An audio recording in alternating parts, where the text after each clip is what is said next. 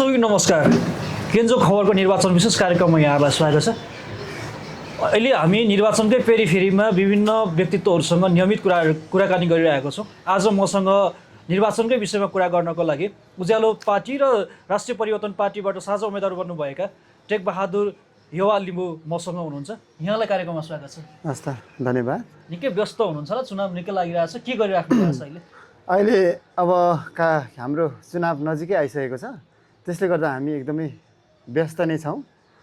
अहिले भनेको चाहिँ अब हाम्रो लगभग अहिले 2 चरण 3 चरणसम्मको घर दैलो हुँदैछ।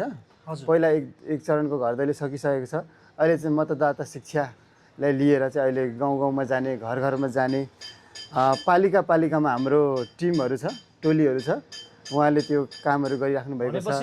अहिले अब हाम्रो पनि भेटघाटहरू भइरहेको छ होइन, विभिन्न सङ्घ संस्थाहरूसँग भेटघाटहरू भइरहेको छ अनि सङ्गठन पनि विस्तारहरू त्यतिकै भइरहेको छ। यसरी चाहिँ हाम्रो चलिरहेको छ। भर्खरै मात्र अब जिल्ला स्तरीय आमसभा पनि हामीले गरियो कुलमान घिसिङको उपस्थितिमा।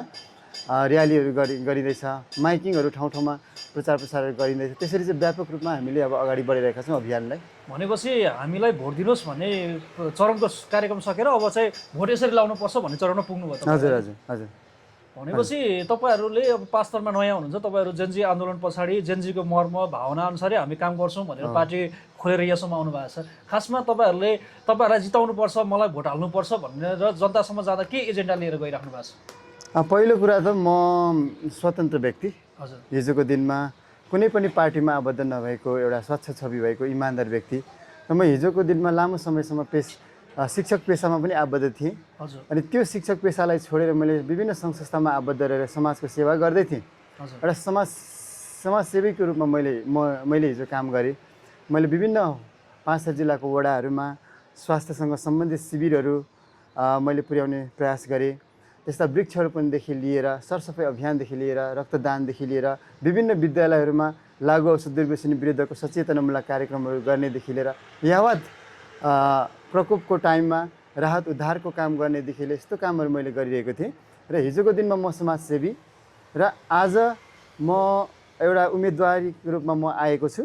त्यस कारणले म एउटा हिजोको दिनमा स्वच्छ व्यक्ति र समाजसेवी भएको कारणले गर्दा, नयाँ अनुहार भएको कारणले गर्दा पनि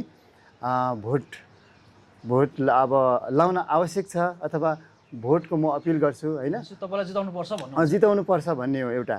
अनि अर्को चाहिँ अब यो पार्टी जेनजी विद्रोह पछि जन्मेको पार्टी होइन। यसले चाहिँ साँच्चै नै साँचो रूपमा अब कतिपय पार्टीले चाहिँ हामी जेनजीको मर्मलाई बुझेका छौँ, बुझेर हामी अगाडि बढाउँछौँ भनेर भनिरहँदा पनि तर जेनजीको खास मर्म र भावनालाई जेनजी घाइते शहीदको परिवारलाई समेटिएको छैन।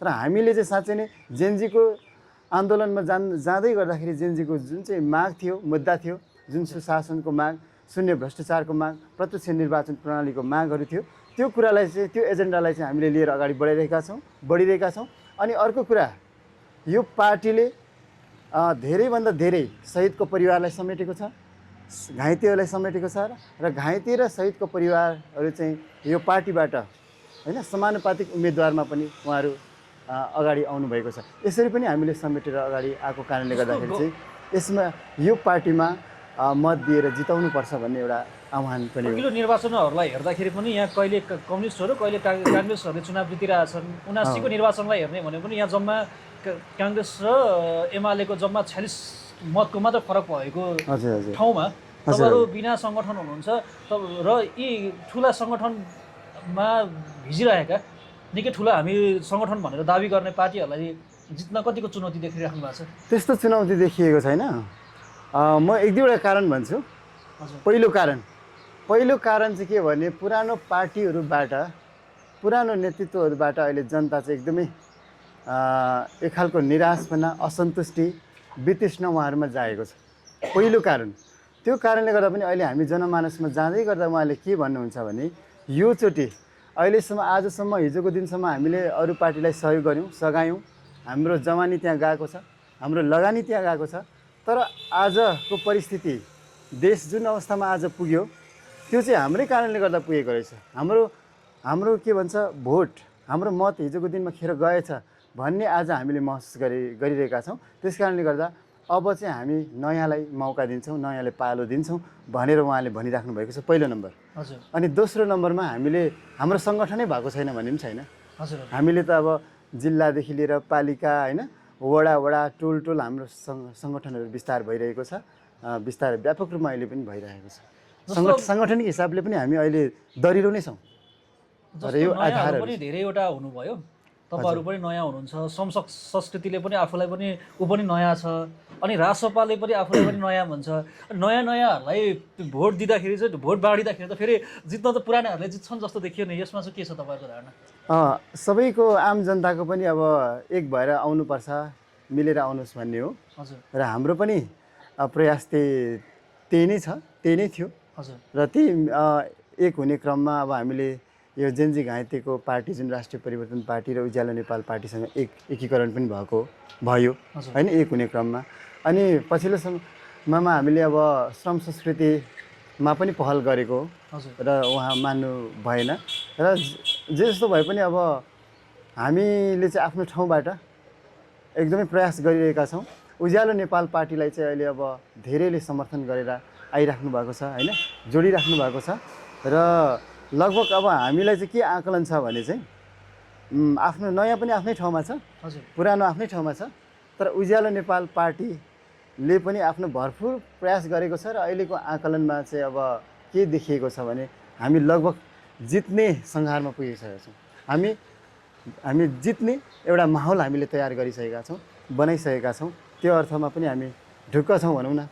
कार्यक्रमको अन्त्यतिर आइसकेका छौँ। तपाईँले चाहिँ आफ्नो मतदाताहरूलाई अथवा पाँचथरेवासी नागरिकहरूलाई केही भन्न चाहनुहुन्छ भने सर्टकटमा आफ्नो केही कुराहरू राखिदिनुहोस् न।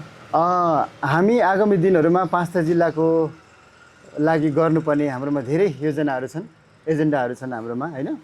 त्यो कुरालाई हामी अगाडि बढाउँछौँ। यहाँनिर धेरै कुराको समस्या छ। हामीले गाउँ गाउँमा घुम्दै जाँदाखेरि शिक्षाको समस्या, यहाँनिर खानेपानीको समस्या, सडकको समस्या, यावत कुराहरू छन्।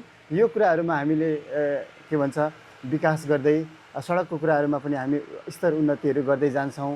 हामी सहज वातावरण बनाउँछौँ होइन, यातायातमा एकदमै हामी सहज तरिकाले यातायात हुन सक्ने त्यो खालको कामहरू हामी गर्दै जान्छौँ होइन। अनि कृषकहरूलाई पनि उत्तिकै सुविधाहरू सेवाहरू हामी दिन्छौँ। अनि पर्यटनलाई पनि हामी अगाडि बढाउँछौँ। यसरी विभिन्न कुराहरूमा रोजगारी कसरी सृजना गर्ने त्यो कुराहरूलाई पनि हामी अगाडि बढाउँछौँ।